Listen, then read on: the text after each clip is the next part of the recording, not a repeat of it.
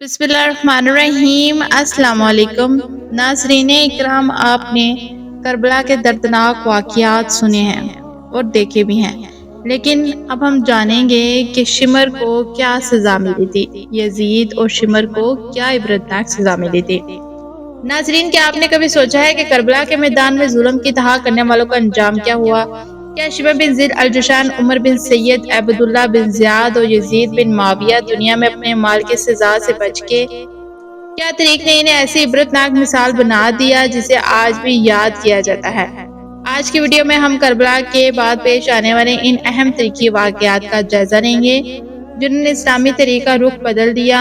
ہم مستعد تاریخی روایات کی روشنی میں دیکھیں گے کہ مختار ثقافی کی تحریک کیسے اٹھی، کن قاتلوں کو سزا ملی اور کن معاملات میں مورخین کے درمیان اختلافات پایا جاتا ہے۔ سن 61 ہجری میں واقعہ کربلا پیش آیا۔ امام حسین اور ان کے رفاقہ کی شہادت نے پورے عالم اسلام کو ہلا کر رکھ دیا۔ اس ناحے کے بعد سے اہل کوفہ سخت ندامت ہوئے۔ انہوں نے محسوس کیا کہ انہوں نے امام حسین کی مدد نہ کر کے ایک عظیم غلطی کی۔ اس احساس ندامت سے توابین کی تحریک اٹھی جس کا مقصد اپنے گناہوں پر توبہ کرنا اور ظالموں کے خلاف کھڑا ہونا تھا۔ اگرچہ یہ تحریک اپنے مقصد میں کامیاب نہ ہو سکی، لیکن اس نے آگے آنے والی تحریکوں کے لیے راستہ ہموار کیا۔ بعد میں مختار ثقفی نے کوفہ میں ایک مضبوط تحریک شروع کی۔ انہوں نے اعلان کیا کہ وہ امام حسین کے خون کا بدلہ لینے اور واقعہ کربلا کے ذمہ داری افراد کو قانون کے مطابق سزا دلانے کی کوشش کریں گے۔ بہت سے لوگوں نے ان کا ساتھ دیا، جبکہ کچھ صحابہ اور تابعین نے ان کے بعض سیاسی دعووں سے اختلافات بھی کیا۔ اس لیے تاریخی دانیات کا تقاضا ہے کہ مختار ثقفی کی شخصیات کے بارے میں مختلف ارباح کا ذکر کیا جائے، لیکن یہ بات تاریخی طور پر معروف ہے کہ ان کی تحریک کے نتیجے میں کربلا میں شریک کئی افراد اپنے انجام کو پہنچے۔ شمر بن الجشن کا نام تاریخ میں ظلم اور سنگ دل کی علامت بن چکا ہے۔ متعدد تاریخی روایت کے مطابق وہ مختار ثقفی کی کارروائیوں کے دوران مارا گیا۔ بعض روایت کے مطابق وہ میدان جنگ سے فرار ہونے کی کوشش کر رہا تھا، مگر مختار کے سپاہیوں نے اسے گھیر لیا۔ اس کے بعد اسے قتل کیا گیا۔ مختلف کتب میں اس کے واقعات کی جزیات مختلف انداز سے بیان ہوتی ہیں، اس لیے کسی ایک روایت کو قطعی حقیقت کہنا درست نہیں۔ البتہ اس پر عمومی اتفاق ہے کہ شمر اپنے انجام سے نہ بچ سکا۔ شمر کی موت کو بعد کے مورخین نے ظلم کے انجام کی ایک مثال کے طور پر بیان کیا ہے۔ اس واقعے سے یہ سبق ملتا ہے کہ دنیا میں طاقت، فوج اور حکومت ہمیشہ باقی نہیں رہتی، بلکہ ظلم کرنے والوں کو ایک دن اپنے اعمال کے نتائج کا سامنا کرنا پڑتا ہے۔ قرآن کریم میں بھی بار بار یہی تعلیم دیتا ہے کہ اللہ تعالیٰ ظالموں کو مہلت دیتا ہے لیکن انہیں چھوڑتا نہیں۔ کربلا کے بعد مسلمانوں کے دل میں غم کی جو کیفیت پیدا ہوئی، اس لیے اسلامی تاریخ پر گہرے اثرات چھوڑے۔ امام حسین کی قربانی کو حق، انصاف، صبر اور ظلم کے خلاف استقامت کی علامت سمجھا گیا۔ اسی وجہ سے آج بھی دنیا بھر میں ان کی یاد زندہ ہے، جبکہ ظلم کرنے والوں کے نام نفرت اور عبرت کے ساتھ لیے جاتے ہیں۔ کربلا کے چند برس بعد حالات نے ایک نیا رخ اختیار کیا۔ اہل کوفہ کے دلوں میں ندامت بڑھتی گئی اور ظلم میں شریک بہت سے لوگ خوف میں زندگی گزارنے لگے۔ انہیں یہ احساس تھا کہ اگر کبھی حق کے حامیوں کو اقتدار ملا تو اس سے ضرور حساب لیا جائے گا۔ اس ماحول میں مختار ثقفی کی تحریک مضبوط ہوئی۔ انہوں نے اعلان کیا کہ واقعہ کربلا میں جن لوگوں نے براہ راست کردار ادا کیا، انہیں انصاف کے کٹہرے میں لایا جائے گا۔ ان کے اس اعلان نے کوفہ میں ہلچل مچا دی۔ بہت سے لوگ ان کے ساتھ شامل ہوئے، جبکہ کچھ لوگ ان کے سیاسی موقف سے اختلافات بھی کیا۔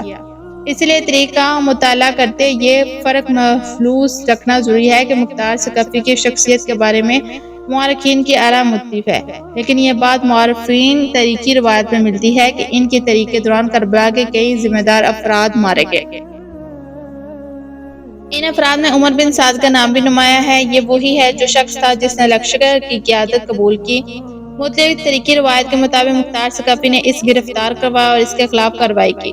بعض روایت میں آتا ہے کہ اسے سزا دی گئی اور بعد میں اس کے بیٹے کو بھی قتل کیا گیا، کیونکہ نہ وہ بھی اس جدوجہد میں مخالف صف میں تھا۔ کہ تاہم اس واقعے کی تمام جزئیات پر محققین کا اتفاق نہیں۔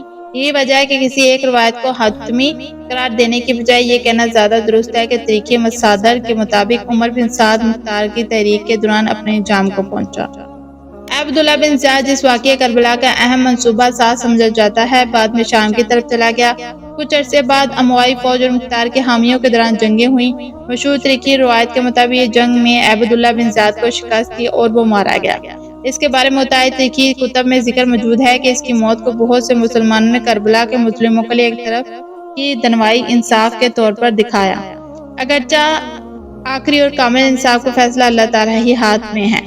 رہا یزید بن معاویہ تو اس کے بارے میں تاریخ میں مختلف آرا پائی جاتی ہے کہ اس کی وفات تقریباً 3 سال بعد ہوئی۔ بعض روایات میں اس کی بیماری کا ذکر ہے، بعد میں دیگر واقعات بیان کیے جاتے ہیں، لیکن اس کی موت کے طریقے پر مورخین کا اتفاق نہیں۔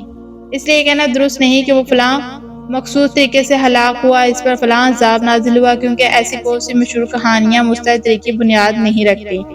البتہ اس پر اتفاق ہے کہ اس کی حکومت زیادہ تر قائم نہ رہ سکی۔ اس کے بعد اموی سلطنت شدید سیاسی بحران کا شکار ہوئی اور بغاوتیں شروع ہو گئیں۔ یہی طریقہ سب سے بڑا ظلم ہے کہ وقتی طاقت تو دے سکتا ہے مگر دائمی عزت نہیں۔ کربلا کے بعد صرف افراد ہی نہیں، پوری اسلامی دنیا بدل گئی۔ امام حسین کی قربانی نے حق اور باطل کے درمیان کو فرق ہمیشہ کے لیے واضح کر دیا۔ آج دنیا بھر میں کروڑوں مسلمان امام حسین کو عزت، محبت اور قربانی کی علامت کے طور پر یاد کرتے ہیں، جبکہ کربلا کے ظالم میں شریک افراد کو عبرت کی مثال سمجھا جاتا ہے۔ یہی اس واقعے کا سب سے بڑا تاریخی اثر ہے۔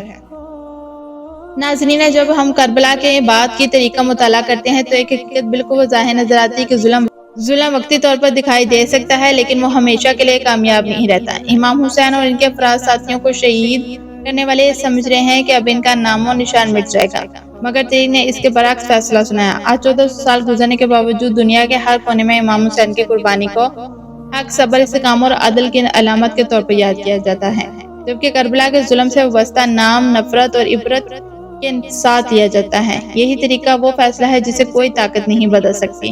یزید بن معاویہ کی وفات سن 64 ہجری میں ہوئی۔ مورخین اس بات میں متفق نہیں کہ اس کی موت کسی بیماری یا کسی مخصوص حالات میں ہوئی، اس لیے یہ دعویٰ کرنا درست نہیں کہ وہ فلاں جانور کے حملے سے مارا گیا، آگ میں جلایا گیا یا کسی خاص موضوعاتی عذاب کا شکار ہوا۔ یہ باتیں عوامی قصوں اور کمزور روایات میں ضرور ملتی ہیں، مگر مستعد تاریخی مستار ان کی قطعی تائید نہیں کرتا۔ البتہ یہ حقیقت واضح ہے کہ اس کی وفات کے فوراً بعد عوامی حکومت شدید بحران میں داخل ہوگی۔ مختلف علاقوں میں بغاوتیں ہوئیں، اقتدار کمزور پڑ گیا اور وہ استقامت باقی نہ رہا جو پہلے دکھائی دیتا تھا۔ تاریخ کے بعد بہت سے علماء نے صورتحال کو اس بات کی مثال قرار دیا کہ ظلم پر قائم اقتدار دیر پا نہیں ہوتا۔ شمر، عمر بن سعد اور عبداللہ بن زیاد جیسے افراد کے انجام کو دیکھنے کے ایک سبق ہمیں سامنے آتا ہے کہ انسان دنیا میں اپنے اعمال کے اثرات سے مکمل طور پر نہیں بچ سکتا۔ بعض کو دنیا میں سزا ملتی ہے، بعض کا فیصلہ آخرت کے مورخین میں ہوتا ہے، اور اللہ تعالیٰ سب سے بہتر انصاف کرنے والا ہے۔ اسی لیے ہمیں چاہیے کہ ہمیں کسی شخص کے بارے میں غیر ثابت شدہ واقعات بیان کرنے کے بجائے قرآن و سنت اور معتبر طریق کی روشنی میں گفتگو کرنی چاہیے۔ امام حسین کی قربانی صرف ایک تاریخی واقعہ نہیں بلکہ ایک دائمی پیغام ہے۔ انہوں نے ظلم کے سامنے سر نہ جھکنے دیا، حق پر ثابت قدم رہے، دین کی حفاظت کرنے اور باطل کے خلاف ڈٹ جانے کی ایسی مثال قائم ہے جو قیامت تک مسلمانوں کے لیے مشرہ رہے گی۔ کربلا ہمیں سکھاتی ہے کہ طاقت کا اصل معیار فوج یا حکومت نہیں بلکہ سچائی، ایمان اور اللہ پر بھروسہ ہے۔ یہی وجہ ہے کہ امام حسین کا نام آج بھی محبت، احترام اور قیادت سے لیا جاتا ہے، جبکہ ان کے مخالفین تاریخ میں عبرت کی علامت بن چکے ہیں۔ اگر آپ کو یہ تاریخی بیان پسند آیا تو ویڈیو کو لائک کریں، اپنے دوستوں کے ساتھ ضرور شیئر کریں اور ہمارے چینل کو سبسکرائب کریں تاکہ اسلامی تاریخ کے مستعد اور معلوماتی موضوعات آپ تک مسلسل پہنچتے رہیں۔ اللہ تعالیٰ ہمیں حق کو پہچانے، اس پر عمل کرنے اور ظلم سے ہمیشہ دور رہنے کی توفیق عطا فرمائے۔ آمین۔ اللہ حافظ۔